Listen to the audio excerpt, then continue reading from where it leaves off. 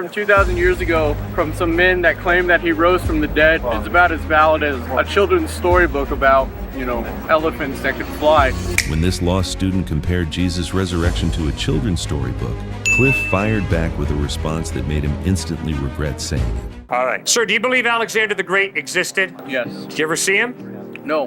Did you ever talk to him? I don't disbelieve Jesus' existence. I disbelieve the, acts that are attributed to Jesus. All right. Well, Alexander the Great lived about 323 BC. The first writings that we have about Alexander the Great are by Plutarch, 400 years after Alexander the Great's life. No reputable historian denies that Alexander the Great really lived, even though the first writing about him is 400 years after the fact. Now, the Gospels of Matthew, Mark, Luke, and John are all written in the first century, 20 to 60 years after Christ lived, taught, died, and rose from the dead. Those Gospels, if you read them, they're not children's stories. The literary style is not fairy tale, it's historical narrative. That's right. So, you read them, and it's very clear that he died. A Roman soldier took a spear and jammed it in the side, and we read that a watery serum separate from clotted blood flowed from the side of Christ. He didn't just lapse into unconsciousness. The dude was dead. They take his body off the cross, they put it in a tomb, wrap it in 100 to 120 pounds of burial ointment and white linen, roll a stone in front of the tomb, set a Roman guard to make sure there's no grave robbers doing any hanky-panky, and his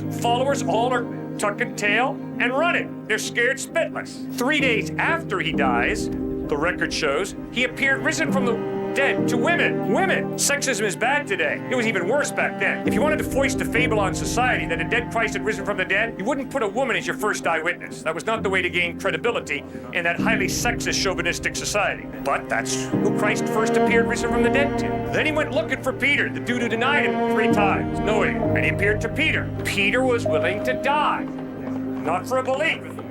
He died for what he claimed to have seen. The dead Christ risen from the dead. Hundreds of people who saw Christ died at the hands of the Romans, claiming, we saw Jesus risen from the dead, he is Lord, and they died for it.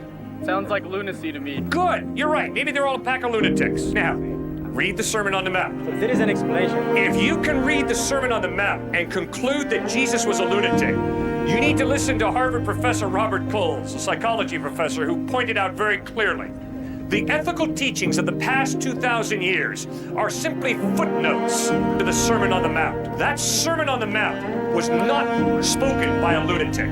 That's for sure. It is so profound ethically, psychologically, it's incredible.